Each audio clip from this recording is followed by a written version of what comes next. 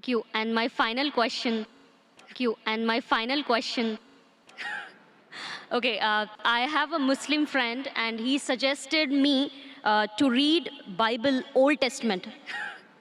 Okay, I have a Muslim friend, and he suggested me to read Bible Old Testament. Okay, he specifically mentioned to go through the Old Testament in Bible, and then he said read Quran. Okay, he specifically mentioned to go through the Old Testament in Bible, and then he said read Quran. But as you mentioned specifically, that Quran is the final revelation given by Allah. But as you mentioned specifically, that Quran is the final revelation given by Allah. So, as a Muslim, what do you suggest me? As a Muslim, what do you suggest me? Because my friend, being a Muslim, he said, follow Bible, Old Testament, and then read Quran. Because my friend, being a Muslim, he said, follow Bible, Old Testament, and then read Quran.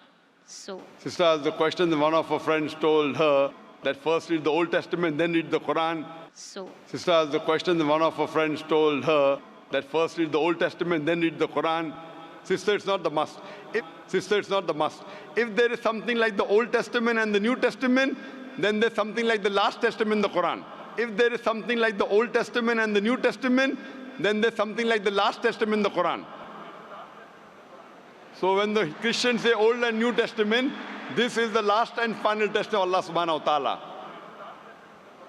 So when the Christians say Old and New Testament, this is the last and final testament of Allah subhanahu wa ta'ala.